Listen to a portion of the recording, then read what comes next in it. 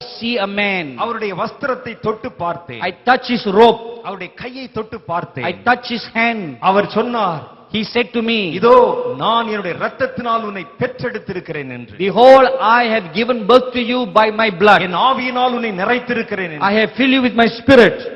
அதன் பின்பு இன்னும் ஒரு வருடம் கழித்து என்னுடைய ஆவிக்குரிய கண் திறக்கப்பட்டது. And a year later my spiritual eyes were opened. நான் தேவதூதர்களை தரிசித்தேன். I saw the angels of God. தேவனுடைய பரிசுத்தவான்களை தரிசித்தேன். I saw the saints of God in glory. இன்றைக்கு வரைக்கும் ஏறத்தாழ 1000 முறைகளுக்கும் அதிகமாக இயேசுவை மனிதனைப் போல பார்த்திருக்கிறேன். Till today more than 1000 times I have seen the Lord Jesus face to face as seeing a man. அவரை தொட்டு பார்த்திருக்கிறேன். I have touched him. அவரை தடவி பார்த்திருக்கிறேன். I felt him.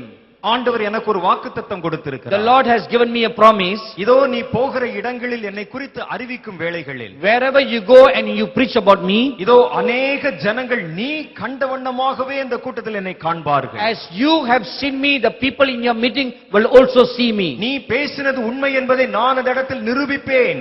I will confirm your word that what you are speaking are true. நான் அன்று முதல் अनेक இடங்களில் இப்படிப்பட்ட சம்பவங்கள் நடக்கிறதை நேருக்கு நேர் கண்டு ஆச்சரியப்பட்டிருக்கிறேன். Since then I have preached in many places and I have seen the Lord confirming his word. பெரிய கூட்டமான ஜனங்கள் இயேசுவை தரிசித்து ஆச்சரியம் அடைந்திருக்கிறார்கள். People in large meetings have seen the Lord Jesus and become astonished. எங்கள் இந்திய தேசத்தில் ஒரு பெரிய பிஷப் இருந்தார். There used to be a big bishop in our India. அவருக்கு கீழே ஏராளமான சபைகள் இருந்தது. And he oversaw many churches. அவர் வட இந்திய தேசத்தைச் சேர்ந்தவர். He belonged to the northern part of India. நீங்கள் பிஷப் என்ற உடனே உங்கள் பிஷப்பை போல நினைக்க கூடாது. When I say bishop, don't think a bishop like someone in your country. இவர் வேறு விதமான bishop. He's a different kind of a bishop. யாரையும் மதிக்காத ஒரு bishop. He doesn't respect anybody. அவர் கீழே ஏராளமான சபைகள் இருந்தது. There are many churches under him. அந்த சபையைச் சேர்ந்த ஒரு போதகர் என்னை தங்கள் பகுதிக்கு ஊழியத்துக்காக A அழைத்திருந்தார். pastor belonging to one of his churches invited me to do a meeting. 4 நாட்கள் அந்த கூட்டம் ஒரு பெரிய மைதானத்தில் வைத்து நடைபெற்றது. The 4-day meeting was conducted in a field. 3வது நாள் கூட்டத்திற்கு அந்த பிஷப் அங்கே தலைமை தாங்குவதற்கு வந்திருந்தார். On the 3rd day of the meeting, the bishop came to preside over the meeting. அவர் என்னை மேலும் கீழும் ஏற இறங்க பார்த்தார். He was looking at me up and down. அவர் என்னை பார்த்து அவருடைய மனதில் நினைத்துக் கொண்டாராம், ஒரு ஊழியக்காரனுக்கு ஏற்ற கனம் இல்லை என்று நினைத்துக் கொண்டாராம். He looked at me and he thought in his heart, this man doesn't have the markings of a man of God. கனம் wait. This man of God does not have the weight in physical size that a man of God should have. இவரெல்லாம் எப்படி ஊழியம் செய்ய போகிறார்? How can he preach the word? சரி, இவரை ஏதோ அழைத்திருக்கிறார்கள் என்று சொல்லி ஆரம்ப ஜெபம் பண்ணினார். Okay, they have invited him, let him conduct the meeting. தன்னுடைய ஆசனத்தில் போய் அமர்ந்து கொண்டார். And he went and sat in his chair. நான் அன்றைய தினத்தில் என்னுடைய சாட்சியையும் என்னுடைய அனுபவத்தையும் இயேசுவை பார்த்ததையும் சொன்னேன். That day I shared about my testimony like how I'm sharing with you right now. அவர் பின்னால் இருந்து கொண்டு சிரித்துக்கொண்டே அமர்ந்திருந்தார். And he was seated at the back and was mocking fun of what I was sharing. அடுத்த நாள் கூட்டம் வந்தது.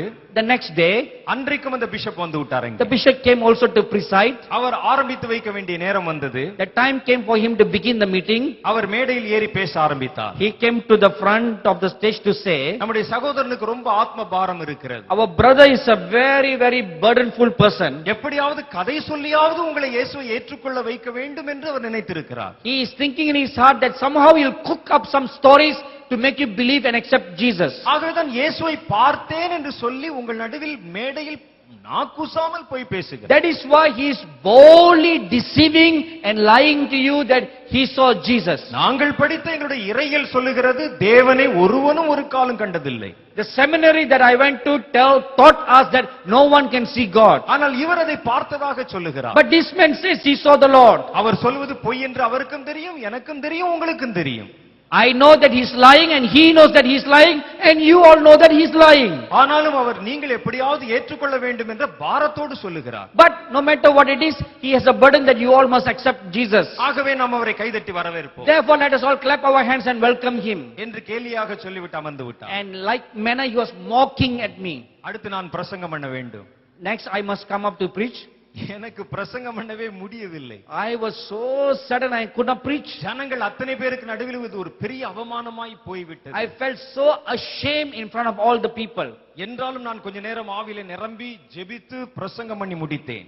Finally, somehow I managed to compose myself and got filled in the Spirit and began to preach. அது கடைசி நாள் கூட்டமா இருந்ததால் அநேகர் முன்பாக ஜெபிக்கும்படிக்கு வந்தார்கள். Since it was the last day of the meeting, many people came to the front to pray. அவர்களுக்காக ஜெபிப்பதற்கு நான் மேடை விட்டு கீழே And I இறங்கினேன். came down from the stage to pray for the people. முழங்கால் படியிட்டு இருக்கிறவர்களை பார்த்தேன். I look at those kneeling down. முதல் வரிசையில் அந்த பிஷப் வந்து முழங்கால் படியிட்டு இருந்தார். The bishop was the first person to kneel down. அவர் என்னை பார்த்து கை காட்டி அழைத்து என் தலையில் கை வைத்து ஜெபி என்றார். He looked at me, he said, "Come here, young man, and lay your hands and pray for me." அந்த வல்லமை எப்படித்தான் வருகிறது என்று பார்க்கிறேன் என்றார். I want to see how this power is going to come down.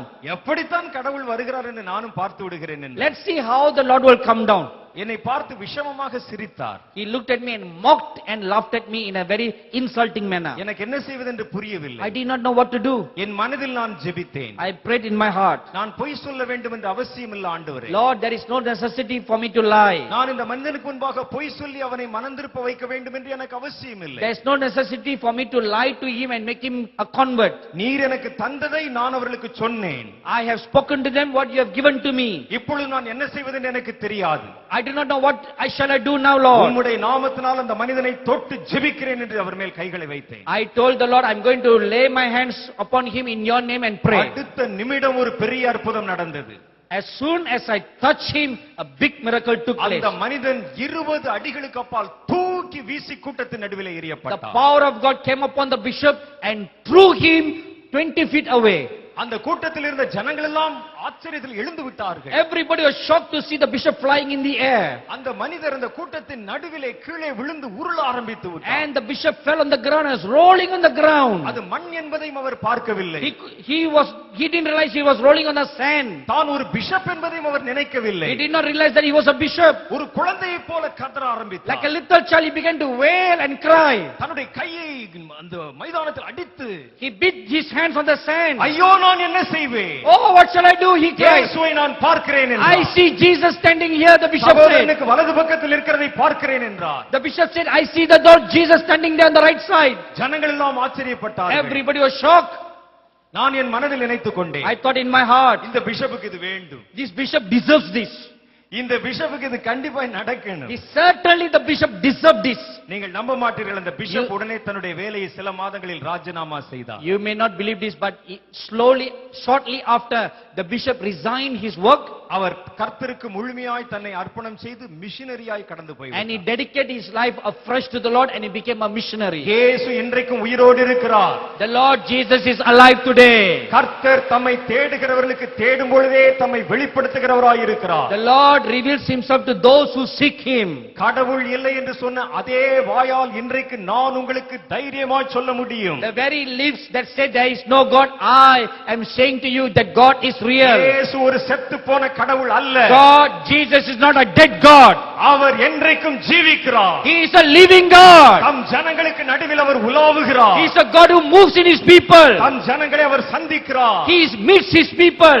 அவர்களோடு அவர் பேசுகிறார். He is a God who talks to the people. அவர் பேசாமல் இருப்பதற்கு ஒரு விக்கிரகம் அல்ல. He is not an idol who cannot talk. செயல்படாமல் இருப்பதற்கு அவர் உயிரற்றவரும் அல்ல. He is not a dead person who cannot work.